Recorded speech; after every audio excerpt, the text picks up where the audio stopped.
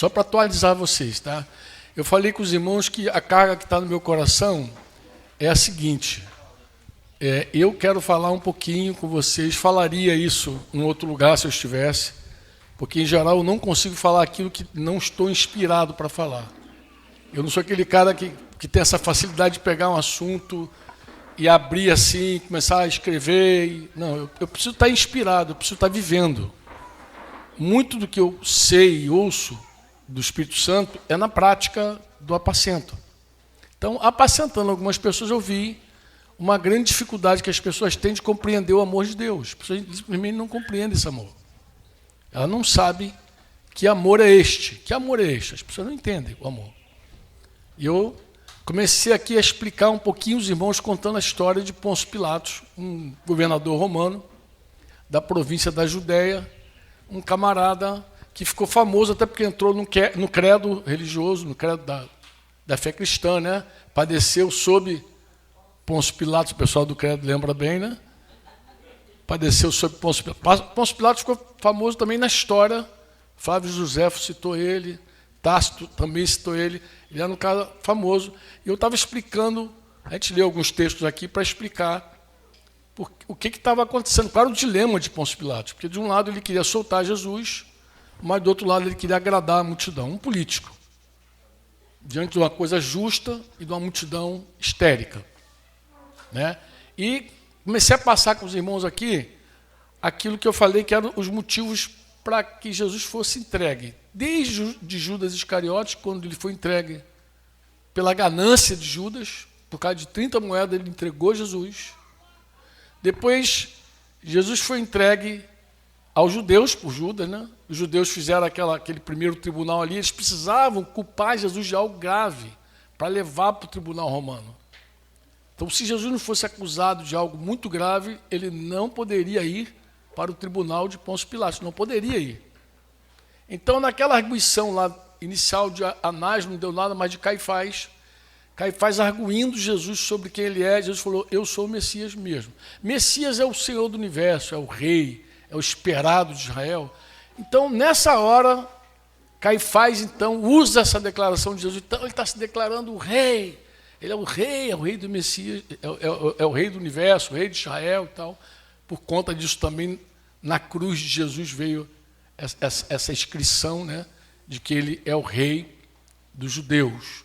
E se declarando rei, ele se torna inimigo de César. Logo, ele sai desse tribunal, dessa jurisdição da cidade e vai para o Estado, por exemplo. No caso aqui foi para a federação, foi lá para o Supremo Tribunal. Né? Não ali, mais ou menos, mas em tese seria isso. Ele foi para um tribunal maior e começa, então, o drama. Lemos aqui alguns textos das Escrituras, onde fica claro o desejo de Pilatos de soltar Jesus por justiça, mas também o desejo dele de agradar as pessoas, a multidão. Então está escrito, tanto Marcos, tanto Lucas, quanto João, tem a narrativa deles com relação a esse episódio. Estava explicando, mas aí por que eu queria, chegamos até aqui? Porque eu estava explicando que as pessoas foram movidas, né, a esse ter aqui. Judas, a gente sabe, ele foi movido por ganância. Mas o que moveu os judeus? A Bíblia diz que foi inveja. A inveja moveu os judeus, lá, os religiosos. Mas o que moveu Pôncio Pilatos para entregar Jesus à multidão? Foi medo, foi covardia. Então, esse homem medroso, covarde, ele entregou Jesus por essa razão, não foi por outra razão. E, por fim, a multidão entregou Jesus à morte. Aí eu perguntei para o irmão, o que levou a multidão a entregar Jesus à morte? E expliquei aqui uma coisa que quase ninguém entende, talvez os mais antigos entendam. Histeria. E eu peguei essas 4 palavras, ganância, né, inveja, medo e histeria. Destaquei essas 4 palavras, esses sentimentos que estavam presentes na vida tanto de Judas, depois dos judeus, religiosos lá, dos líderes, na vida de Pôncio Pilatos e também na multidão. E expliquei que uma multidão histérica, ela mata, ela machuca. Uma multidão começa a gritar por algumas coisas. Citei aqui alguns eventos onde a multidão se perde quando ela deixa as emoções presidirem, governarem. Então você é capaz de tudo se você estiver tomado por uma histeria. Isso acontece de forma individual? Também acontece. Tem gente que fica histérica. Essa palavra histérico, né, histérica, histeria, ela era uma palavra antiga, mas eu não queria começar com ela, não. Eu queria começar com a palavra ganância. Por que eu cheguei até aqui com vocês? Vou explicar. Eu estava dizendo um pouquinho antes de vocês chegarem que compreender o amor é difícil mesmo. Você precisa de revelação. Mas nós vivemos num tempo que não ajuda a compreensão do amor. Por quê? Porque as palavras perderam o seu significado real e original. E eu estou pegando 4 palavras aqui para falar com vocês sobre 4 palavras que perderam o seu significado também.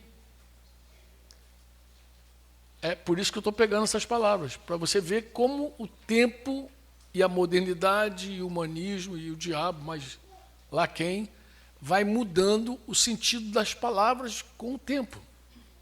E aí, se você conversar com um jovem e falar um assunto, talvez ele não compreenda você, porque você tem uma compreensão sobre determinada coisa, e ele tem outra compreensão. Então você diz, meu Deus, mas que buraco é esse entre a nossa geração? É simples, ele ouviu a professora dele que já foi formada com uma outra mentalidade, e o mundo moderno, ele usa a expressão ressignificar. A gente precisa ressignificar isso, dar um outro significado. Por quê? Porque aquele significado é agressivo para eles. Aquele significado. Então, por exemplo, no meu tempo de criança, vou dar um exemplo grosso aqui. Meu tempo de criança, o cara que não podia ver mulher era tarado. Era uma figura feia. Fulano é tarado. Hoje não.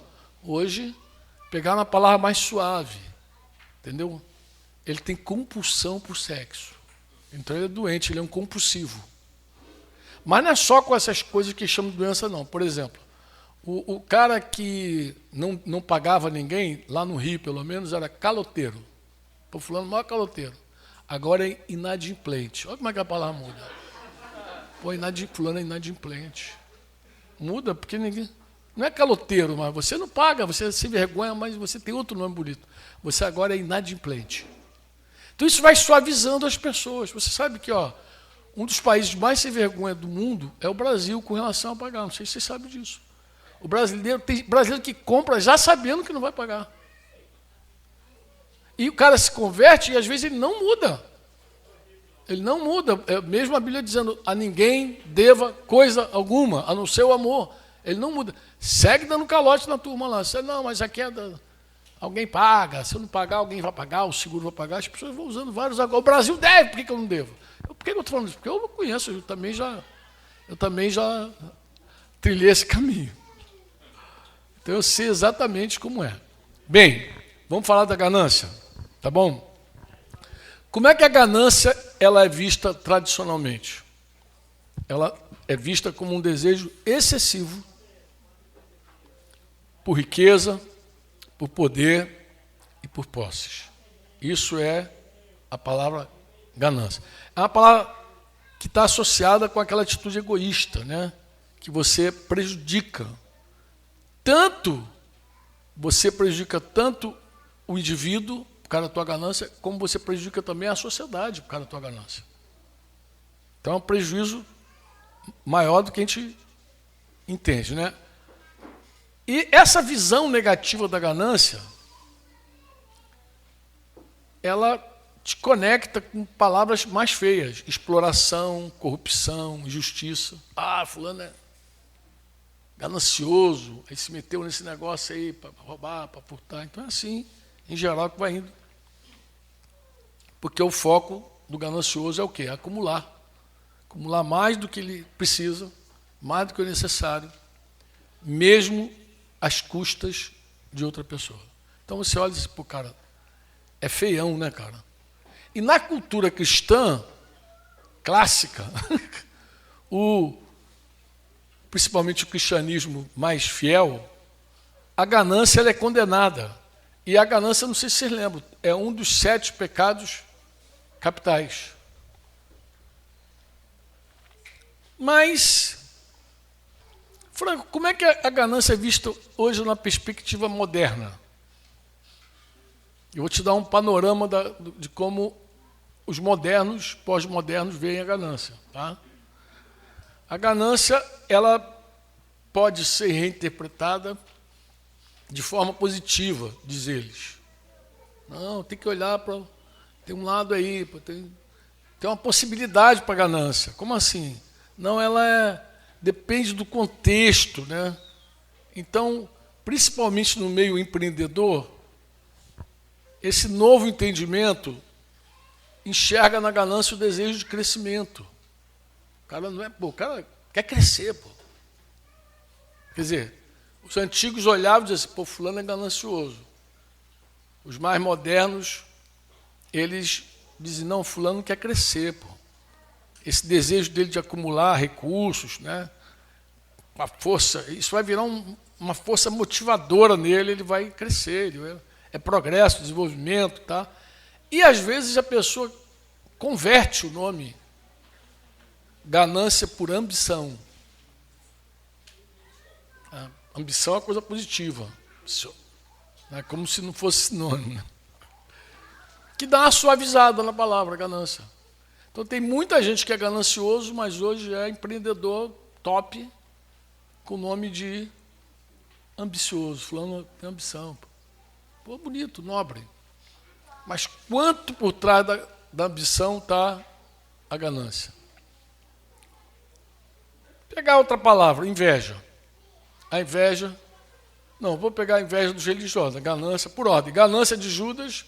Judas hoje podia ser um empreendedorzão, cara. O cara só foi ambicioso, coitado. Judas, nada mais que isso. Né? Hoje Judas seria um cara bem visto. Inclusive, eu não sei se vocês percebem, mas quando a sociedade moderna quer contar a história, eles vão ressignificando para tirar aquela coisa negativa dos personagens passados. Então eles vão dando uma outra cara, até para tu ficar com peninha do cara. Pô, o cara é malvado, mas também tem uma história tão ruim, né? Para ser assim, começa a explicar, para justificar a condição dele. Bem, vamos falar da inveja. A inveja, de forma tradicional, ela é o quê? Ela é negativa. Alguém duvida disso? Não. Não, pô. Como é que a inveja ela é compreendida, Franco? Ela é compreendida como um desejo ressentido. Você sabe o que é ressentir, né? Ressentir é sentir de novo. Então, é aquela dor que tu vai sentindo mais uma vez, mais uma vez. É um desejo ressentido de quê, Franco? De possuir alguma coisa que não é teu, é do outro. Então, não é teu, pertence a outra pessoa, seja riqueza, seja talento, status, qualquer outro bem. Você olha aquilo ali e quer. Não é isso? É assim ou não é inveja? Ela é um sentimento de insatisfação própria. Uma pessoa invejosa, em geral, nunca está satisfeita com o que tem. Vou usar uma palavra melhor, contente. Ela não tem contentamento. Dificilmente vai ver um invejoso contente. Eu não estou falando divertido, não. Porque divertido é uma coisa, contente é outra coisa. Divertido, a palavra divertido vem da mesma raiz da mesma família da distração. Só para você ter ideia, distrair vem de distrair, que é o quê, Franco? Sabe aquela tortura antiga que você amarrava o sujeito pelas mãos e pelos pés, amarrava no cavalo e arrancava ele em 4 pedaços? Aquilo ali é distrair, é arrancar você, é distrair você. Então daí vem a palavra distração. Sabe quando alguém diz assim, fulano tem que distrair a mente? Distrair é pegar você, tirar teu foco das coisas que você precisa colocar e ficar vendo um monte de janelinha, um monte de coisa, e ficar distraído mesmo, entendeu? Então você está distraído. Tua mente está toda dividida em várias janelinhas, você não tem foco com nada. Aí vão dizer que você tem TDAH, sei lá o quê. Vão dizer que você tem um monte de coisa. Simplesmente você é uma pessoa distraída. Ah, fulano é muito distraído. Hoje dá nomezinho bonito também para isso. Vai dar um nome. Mas por que você é distraído? Porque você vive num mundo que quer distrair você, que quer te divertir, mas o contentamento ele te contém. Você não vai ver o invejoso contente. O invejoso, em geral, não é contente. Ele não sabe o que é isso, contentamento. Né? Vocês concordam comigo ou não? E, claro, essa insatisfação é com o estado dele próprio, né? mas em relação à felicidade de outro. Né? É assim ou não é? Mas como é que era a inveja na perspectiva antiga? Eu vou te falar como é que era a inveja na perspectiva antiga. Ela era vista como algo destrutivo. Por quê, Franco? Porque ela consome quem sente inveja. Então, a pessoa invejosa ela é consumida. Por quê, Franco? Porque ela vai estar sempre comparando, fazendo comparações, né? Sempre fazendo comparações, ela constantemente compara, né? E isso, uma pessoa que está sempre se comparando com o outro, sempre se comparando com o outro, sempre se comparando com o outro, leva ela para um ciclo de frustrações muito grande. Você começa a ficar frustrado, porque você sempre se compara com alguém, se vê menor, se vê pior, se vê mais feio, se vê mais pobre, você está nesse ciclo contínuo. Você é uma pessoa vencida pela inveja. E ela é considerada também um dos 7 pecados capitais lá, porque ela está associada à degradação moral. Uma pessoa invejosa, em geral, a pessoa vê que ela moralmente ela tem defeito, tem problema, né? E ela também está distante daqueles valores de gratidão e de contentamento. Como eu falei, uma pessoa invejosa dificilmente vai estar contente e dificilmente vai te agradecer. Então, você pode fazer o que você quiser por ela, se ela é invejosa, uma coisa que não sai da boca dela é um muito obrigado. Ela acha até que tem direito a mais, que você devia fazer mais por ela. Inveja. Mas como é que a modernidade vê a inveja? A modernidade encontra uma possibilidade para a inveja, sim. Ela pode ser reinterpretada né, sob uma luz mais positiva. Ela pode ser vista, mas em que sentido, Fábio? Especialmente quando ela é colocada dentro de um contexto, de uma forma de admiração, motivação. Ou seja, você não tem inveja, você admira fulano. Então, olha só como é que eu mudei o pecado. Eu tirei a tua inveja, no lugar da tua inveja eu coloquei uma coisa chamada admiração. É errado admirar alguém? Não. Mas é errado chamar a inveja de admiração. A ambição por si só, ela não é um problema. Mas quando você chama a ganância de ambição, aí você está arrumando o problema. Você está mudando, está tirando o pecado, dando outro nome para ele. Você não vai saber tratar com isso, nem vai se arrepender por isso. Olha, irmãos, eu me converti, vou fazer 40 anos agora de convertido. Se Deus quiser, esse ano. 40 anos. Me converti jovem. Eu me casei muito jovem com Denise. Denise tinha 16 anos quando nós nos casamos.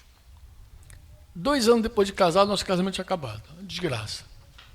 Jesus entrou, começou a nos restaurar. Mas para pensar um pouco se naquele tempo alguém me convencesse que eu não era um adúltero. Desse um outro nome. Não, cara, você foi vítima dos teus conflitos conjugais com a tua esposa. Uma mulher muito ciumenta, vivia brigando contigo, filha de paraibano, esse negócio não dá certo, não, tem sangue nordestino, sei o quê. Se alguém me convence disso, eu não me arrependeria de ser adúltero. Eu seguiria achando que era uma fuga. Porque assim, pecado que você não enxerga, você não homologa, você não confessa. E você não confessa, você não se arrepende, pô. Você segue fazendo a mesma coisa. Você precisa enxergar a coisa como ela é. Se é inveja, é inveja. Nesses 40 anos, quantas confissões eu já ouvi sobre esse pecado de inveja? Pergunta a Denise. É raro, né, Denise? Se a gente contar na mão, talvez tenha sido uns 3 ou 4. Raramente alguém confessa inveja. Raramente. E é difícil tratar do invejoso. É difícil tratar. Eu lembro que, quando a gente morava ainda em Curitiba, a gente sentou com uma irmã muito querida, porque a gente queria tocar o assunto da inveja com ela. Mas como é que a gente vai começar esse assunto? Bem, sentamos nós dois com ela. Ela era solteira ainda, hoje está casada, é mãe. Mas a vida dela estava amarrada na solteirice. É um negócio impressionante, né, Denise? Olha, depois daquela caminhada com essa irmã, parece que Deus soltou os nós na vida dela, assim. E ela casou, a vida dela deu uma virada assim, 360, gente. Impressionante. E a gente queria falar sobre inveja com ela, inveja. E eu lembro que a gente começou a conversar e eu fui direto ao assunto. Eu falei, amado, eu queria te falar algo difícil, um discernimento nosso. o meu e da minha esposa, nós cremos que você sofre com a inveja. E a irmã, como já era também nossa amiga, uma filha, ela não resistiu. E ela falou, eu acho que isso é bem verdade. Aí ela contou uma história de quando ela era criança. Foi, Dedê? Ela disse que quando ela era criança, a vozinha dela costurava e a vozinha queria fazer uma roupinha para ela e queria colocar na roupinha um laço. E ela, vó, não quero esse laço, não. Tirou o laço da roupa. Só que ela foi na casa da amiguinha. E chegou lá na casa da amiguinha, a amiguinha foi mostrar uma roupinha para ela e mostrou uma roupinha com... Ah, vocês são geniais. Mostrou a roupinha com laço. E ela, quando viu o lacinho, a amiguinha convenceu, é a última moda agora. É o laço. O que ela faz? Ela volta e fala com a vovó para fazer o quê? O laço, vovó. Só que a avó fez algo assim muito... Mas por que você mudou de ideia? Isso ela contou. A gente nunca saberia dessa história se ela não tivesse contado. Mas por que você mudou de ideia? Ela contou, não, que eu fui na casa da fulana, coisa e tal, babá, e eu vi que, né, o laço está na moda. Aí a avó falou assim, eu não vou fazer não. Qual é a avó? Se você é vô e vó, tu vai entender a minha pergunta. Que vô e vó é capaz de dizer não para o neto? Isso tem que ser uma coisa muito séria. Neto, em geral, leva tudo, vô e vó. Mas a avó disse, não vou fazer. E ela disse, não vou fazer, e falou, isso é inveja. Então, ela já tinha uma declaração, um reconhecimento da inveja presente na vida dela. Já tinha. Falei, isso é inveja. E ela, então, confessou e homologou e falou assim, é verdade. Aí começamos a pegar todos os fatos mais recentes da vida dela para confrontar em várias situações onde ela tinha inveja. Ela, menina solteira, tinha inveja de moça casada. Ela não tinha filho, tinha inveja. Como a inveja envolveu a vida dela e como isso amarrava a vida dela. Mas, num contexto mais moderno, a inveja tem um espaço. Por quê? Porque você começa a chamar inveja de admiração. E aí ganha um contorno positivo, um verniz de algo bonito, né? E esse sentimento, quando manejado de forma construtiva, tem isso, construtiva, na inveja? Ao invés de causar ressentimento, a inveja pode despertar uma ambição saudável. O que eu estou falando com você aqui é resultado de pesquisa, tá, amados? Eu não estou falando aleatoriamente, não estou falando do que se ensina e do que se fala sobre a possibilidade de usar a inveja para algo bom, para algo positivo. Ela pode despertar uma ambição saudável. Ela levanta alguém, né, a se esforçar para alcançar um nível semelhante ao do outro. Olha só o que a inveja faz. Coisa linda, né, cara? A inveja mudou, né? E nessa visão mais contemporânea, o que a inveja faz? Ela se transforma num combustível para o autodesenvolvimento. Agora tu vai longe, invejoso do jeito que você é. Você vai embora. Então, você vê que a história, esse tempo que a gente vive, como ele é. Como ele é. O medo, mesma coisa. Se eu pegar o medo para você e colocar o medo da forma tradicional, ele é negativo. Qual o medo que é positivo, gente? Pelo amor de Deus. Muitas vezes ela é associada, inclusive, à covardia. O cara é medroso, é covarde. Só que com medo ela faz um monte de besteira. Medo não é positivo, nunca foi positivo. Mas por que, Franco? Porque o medo, em primeiro lugar, ele te paralisa. O medo dificilmente deixa você tomar uma decisão. Aqui nesse sertão aqui, quando em janeiro a gente recebe aquela juventude, em geral a gente dá uma caminhada. A gente caminhava lá fora, mas agora a gente caminha aqui dentro mesmo, porque lá fora está mais perigoso, está um asfalto ali, o pessoal vem com tudo. Mas quando a gente caminha, a gente sempre troca ideia. Eu me recordo de pelo menos uns 2 rapazes, dois ou três, da gente conversar diretamente sobre o medo que paralisa. Porque é um perigo você ser ansioso, a ansiedade te precipita. Mas é ruim também ser medroso. O medo te paralisa. Então tem um monte de rapaz que nunca tomou decisão na vida por medo. Eu conheço um monte de rapaz na igreja que não assume algumas coisas por medo. Não é santidade, não é medo. Não casa por medo, não assume, por medo. E medo é bom? Medo não é bom. Aí é que o cara vai dar outro nome para o medo, né? Como eu te falei, o medo, ele te paralisa, ele impede que você tenha ações, né, tomada de decisões. Você tem dificuldade de enfrentar desafios quando você tem medo. Quando o medo toma conta, né? E nesse contexto, o medo ele é visto como algo que bloqueia o progresso e mantém o quê? O sujeito, o indivíduo, preso à inércia. Em geral, um cara medroso ele está preso. Naquela inércia dele ali, né? É uma covardia. E esse medo pode tornar você um cara covarde. Ele vai tomando conta da tua vida e você se torna uma pessoa covarde. E essa covardia vai, além de ser mal vista, né? Quem é que vê bem um covarde? Ninguém vê bem um covarde, vê? Não, olha esse covarde. Pô, fulano é covarde. Essa covardia, ela, além de levar você a recuar diante das dificuldades, óbvio, né? Ela te leva também ao fracasso em assumir responsabilidade. Você não assume quando você deixa o medo se tornar essa covardia gigante na tua vida, né? Quais são as consequências disso? Ela vai gerar consequências prejudiciais, assim, tanto no nível pessoal, da tua vida mesmo, quanto também no nível coletivo. Porque quando você é covarde, quando você é medroso, você não atrapalha só a tua vida, não, tu atrapalha a vida dos outros também. Se você é casado, você traz problema. Se você faz parte de uma comunidade, você traz problema. Porque pulando, você não, a vida dele está travada, né? E, como eu falei, é uma coisa negativa. Mas, na visão moderna, Franco, o medo também pode ser reinterpretado. Com o quê, Franco? É algo necessário e até positivo. Oxente, né? Por quê? Porque ele pode ser encarado como um sentimento que tem que ser evitado. Eu vou dar um nome mais fofo que eu conheço, eu já ouvi tantas vezes, qual é? É a famosa... O cara diz que é um mecanismo natural de proteção. Isso é prudente. Não, isso é natural.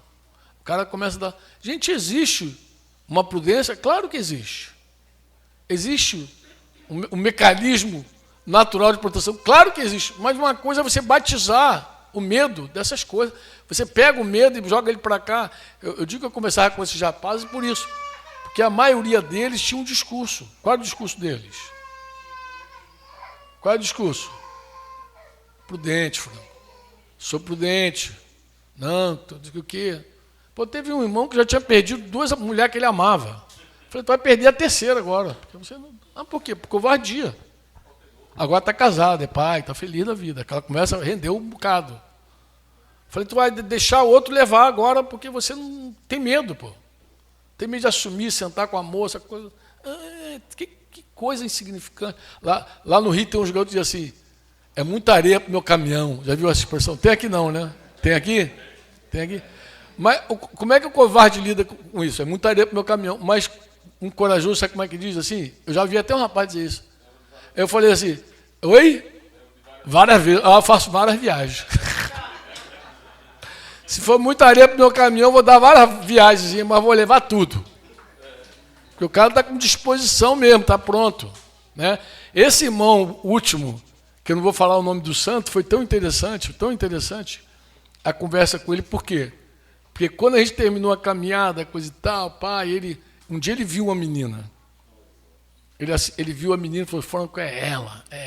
E ele ficou muito convicto, sabe? Que era a menina que eu já tinha falado com ele que ele ia perder. E aí, por fim, foi muito interessante. Eu fui testar a coragem dele. Falei, você vai conversar com ela, vai dizer que você... Vou dizer mesmo. E se ela disser não para você?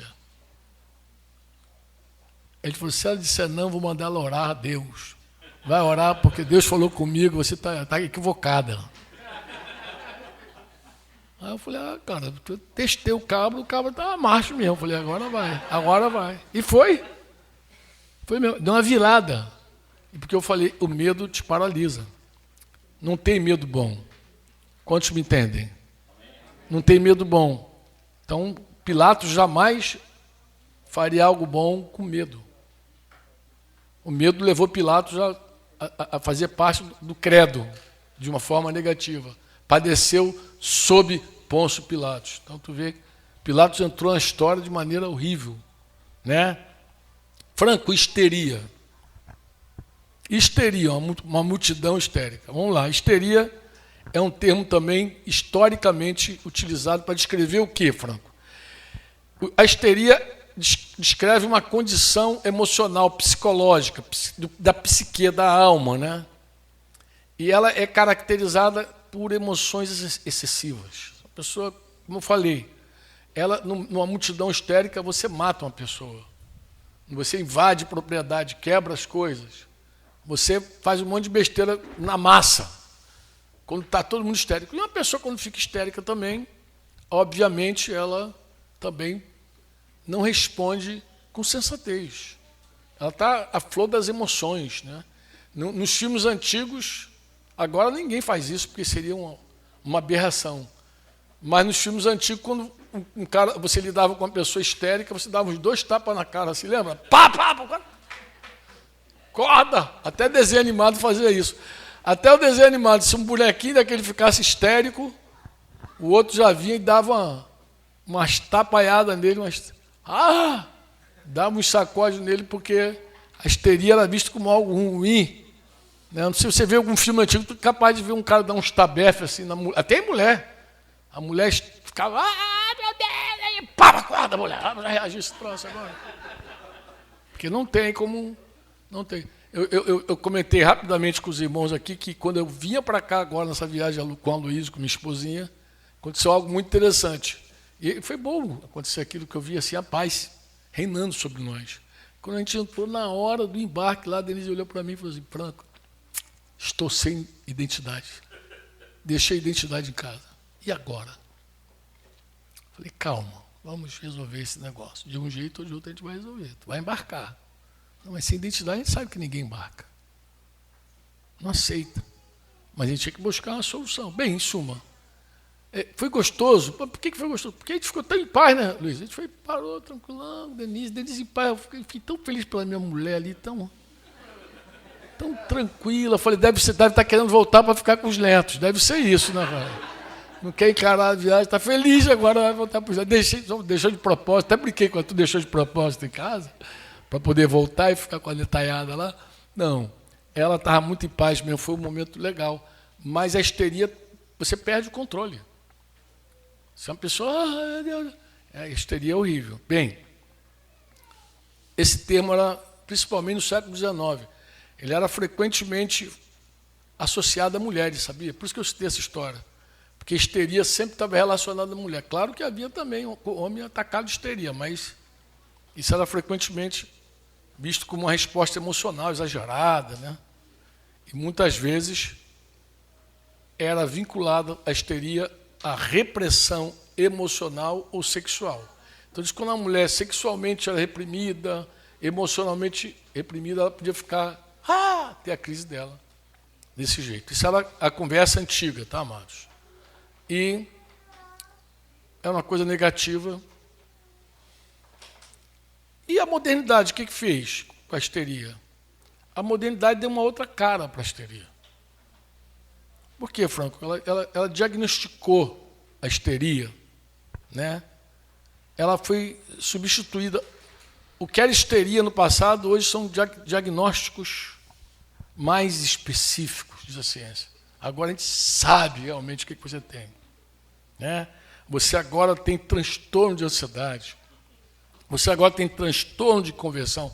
Porque agora tudo é transtorno. Tudo agora na tua vida é um transtorno que você tem. O livro que estuda transtorno, só para você ter ideia, a gente estava na casa de uma irmã lá nos Estados Unidos, que a irmã estava fazendo uma pós lá em psicologia, e ela me apresentou o livro de transtorno. Dá umas 2 Bíblias dessas que a gente distribui aqui no Sertão, dá umas 2, assim, ó. Um livro de transtorno. Eu, quando olhava para aquilo, no primeiro momento, eu dizia assim, meu Deus, é tanta doença, assim, tanto transtorno, eu tinha um bloqueio com aquilo. Eu falei, isso aí dá a maior parte. E até falei com ela, tu sabe que a maior parte aqui é pecado que dá outro nome, né? Eu sei. Depois eu cheguei à seguinte conclusão. quanto mais a pessoa estuda a mente humana, mais você vai descobrir que o homem é doente mesmo. A alma humana, ela caiu. Pô. Então, como a expressão que alguns dizem, de perto ninguém é certo. Todo mundo tem um negocinho. Alguém disse, de médico e de louco, todo mundo tem um pouco. Por quê? Porque a Bíblia diz que Jesus não se confiava a nenhum homem. Jesus conhecia a natureza humana. Então, acho que se estudar a minha cabeça, vai encontrar algum problema. E se estudasse o Franco o incrédulo, isso era muitos problemas. Ia ser louco varrido. Porque as coisas que eu fazia, só louco varrido fazia. Hoje talvez encontre uma coisinha ou outra, mas em geral, assim, as pessoas se encostam nessas coisas chamadas transtorno. Se encostam, se apoiam e se deixam levar pelos transtornos. Mas isso, se não for visto corretamente, você não vai se arrepender, por exemplo, de deixar os teus sentimentos te governarem. Você nunca vai compreender quando o Espírito Santo te levar por experiências do tipo que Deus faz isso, tá? Tem até alguns antigos que batizaram essa experiência de a noite escura da alma. Quando Deus te levar, por exemplo, a não confiar mais nas tuas emoções, nos teus sentimentos. Como assim, Franco? Há um momento na vida de um cristão que quer crescer mesmo, de verdade, que esse cristão, não vai confiar mais nos sentimentos dele. Ele vai viver mesmo por fé. Porque o teu sentimento sempre fala algo contigo. Ele sempre aponta algo para você, os teus sentimentos sempre apontam algo para você. Quero terminar aqui falando disso para você. O que teu sentimento te leva? Pega a tua Bíblia aí, eu quero ler contigo para terminar esse tempo. Abre lá no livro de Gálatas. Gálatas, por incrível que pareça, está Gálatas. A Bíblia já está aqui no Gálatas 5. Versículo 17. Coloca atenção nesse versículo, por favor. Vou dar um destaque especial nele para você, tá? Coloca atenção.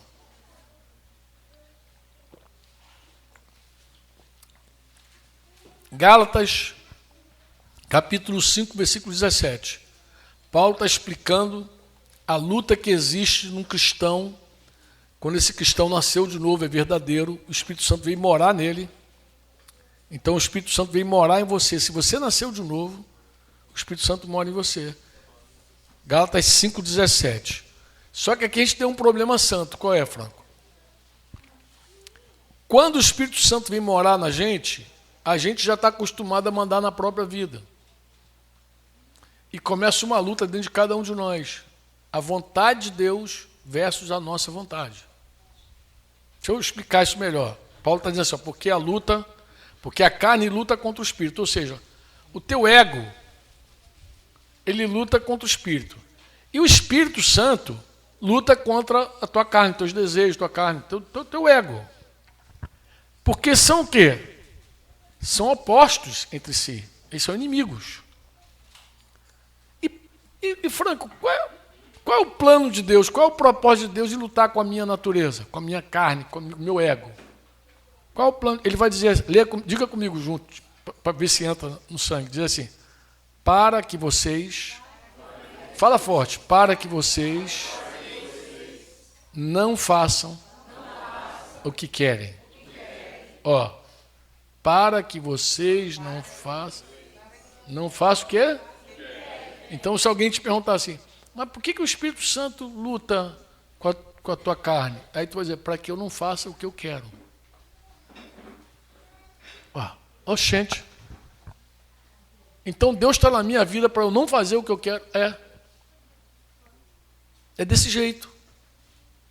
Deus entrou na tua vida porque só existe uma vontade que é boa, que é agradável e perfeita. É a vontade de Deus. Não tem outra vontade boa, agradável. Você não tem. E quando o assunto é vontade, você não sabe, você não tem conhecimento suficiente sobre o futuro. Você não, além de não conhecer, além de nós não conhecermos nada, nós não temos poder para nada. Por exemplo, eu acredito que minha mãezinha, Daura Franco, Rodrigues Franco, que era uma mãe solteira, que teve 2 filhos, eu creio que essa mulher me amou profundamente. Amor humano, eu não posso comparar nenhum ao da minha mãe. Por tudo que minha mãe fez por mim e viveu, eu sei que ela me amou muito. Mas o amor da minha mãe sempre se esbarrou numa coisa, poder. Ela não tinha poder para fazer mais nada. Ela podia mudar o cara viciado? Não. Ela podia entrar na minha natureza e me converter? Não. Então, o que ela olhava na minha vida, via de errado, ela não podia fazer nada. Porque ela não tinha poder. Mesmo que ela desejasse o meu bem o tempo inteiro. Ela não tinha poder. Diferente do nosso Deus. O nosso Deus, ele nos ama e tem poder. Você diz amém ou não? Amém. Então vamos dizer de novo. Diz assim, Deus me ama e tem todo o poder.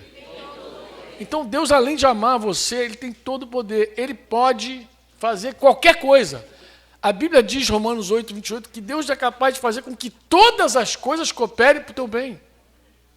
Você que ama a Deus e você que foi chamado segundo o propósito dele. Então Deus tem esse poder que nenhum outro ser humano tem. Nenhum ser humano tem. Por mais que alguém te ame, ela não é capaz de nada. A pessoa que te ama vê o amanhã, pode fazer as melhores escolhas para a tua vida? Pode? Não. Um pai, uma mãe pode se equivocar, por exemplo, sobre a escolha dos filhos? Pode. Por mais amor que tenha, tu pode olhar para tua filha e dizer, não casa com esse cara, não, amanhã ele ser uma bênção. Ou então dizer para o teu filho, não, essa menina não. E ela, daqui a pouco, ser uma mãe maravilhosa, uma esposa abençoada e abençoadora. Então, por mais que você ame alguém, você está limitado. Eu digo para meus irmãos assim, irmãos, aquilo que o amor de Deus indicar, se entrega. Porque Deus tem poder para fazer. Por isso que Paulo diz, eu suplico a vocês que vocês apresentem os corpos de vocês num sacrifício, vivo, santo, agradável, Romanos 12. Para quê? Para que você experimente a boa, agradável e perfeita vontade de Deus. Então, assim, Franco, quando o Espírito Santo entra na minha vida, na tua vida, é para você não fazer o que você quer, porque o que você quer fazer é ruim. Por que é ruim, Franco? Porque é uma soma, Samuel. É uma soma do que você sente. Como é que eu chego à minha vontade? É o que eu sinto, é o que eu penso, é a minha razão com o meu sentimento, com as minhas emoções. É igual à minha vontade. Você não quer uma coisa simplesmente assim. Aquilo que você quer é resultado, é fruto de várias coisas da tua vida, de sentimento, de razão, de emoção. Isso junto diz, eu quero isso. Vou me entregar a isso.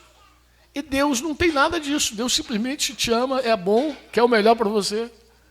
E Deus não está envolvido por esse sentimentalismo. Por quê? Porque amor de Deus... Lembra que eu falei que eu quero terminar? Amor de Deus, além de estar sendo mal interpretado, porque ninguém sabe nem o que é amor hoje. Amor hoje na cabeça de muita gente é sexo. Amor é amizade. Amor, tem um monte de amor na cabeça dos crentes, inclusive. E amor de Deus, eu espero falar nos próximos momentos contigo aqui, nos 2 dias que a gente tem aqui, 3. Eu quero falar com vocês sobre que amor é esse. Que não é um amor sentimento. Deus não tem um sentimento por nós. O amor de Deus é tão poderoso que ele sacrifica tudo por nós. Ele entregou Jesus, pô. O bem dele maior. Isso não tem nada a ver com sentimento. Quem é que, por sentimento, mata o próprio filho? Ninguém, pô. Ninguém. Por sentimento, você preserva teu filho. Então é um amor que a gente precisa compreender. Na sua altura, na sua profundidade, disse Paulo, na sua largura. Então, a gente precisa compreender esse amor de forma plena. Você diz amém ou não? Então, assim, quando o Espírito Santo entra em você, a luta dele é dizer assim, você não faz o que você quer. Essa é a nossa luta, o tempo inteiro. Então, não esqueça disso nunca. Não esqueça, você não vai ter comunhão com o Espírito Santo fazendo o que você quer. Pelo contrário, você fazendo o que você quer, você enfraquece o Espírito Santo. Pode até cantar, que ele cresça, que eu diminua, que ele apareça, que eu me... Pode cantar até a veia ficar grossa. Se você fizer o que você quer, nada muda. Você está humilhando o Espírito Santo. Se você fizer o que você quer, você está desprezando o Espírito Santo. Toda vez que a tua vontade vence, a vontade de Deus perde. Não existe. Olha, irmão, se crente fizesse a vontade de Deus, não haveria divórcio, não havia crime, não havia abandono, não havia traição, não havia. Porque a vontade de Deus envolve o amor dele. E quem ama não mata, quem ama não machuca, quem ama não arranha, quem ama não abandona, quem ama não quebra a palavra, não despreza. Quem ama é outra coisa. Você diz amém ou não? Então, a vontade de Deus é boa. Diga comigo, é boa, é agradável e é o quê? O que é uma coisa perfeita? Aí tu fala assim, Deus é perfeito, mas me define uma coisa perfeita. Define para mim. Perfeito não carece de mais nada. Uma coisa perfeita não carece de mais nada. Não tem mais nada para agregar, adicionar. É perfeito. Amém? Você diz assim, a vontade de Deus é perfeita. Então não carece nem das tuas ideias. Você não precisa agregar nada, nem botar florzinha. Se é a vontade de Deus, pode ficar tranquilo.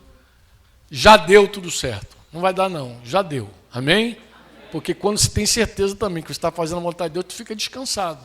Porque você sabe que mesmo que esteja muito escuro tudo, Deus está no controle e vai dar tudo certo, porque já deu. Amém? Porque é a vontade dele. Oremos? Podemos orar?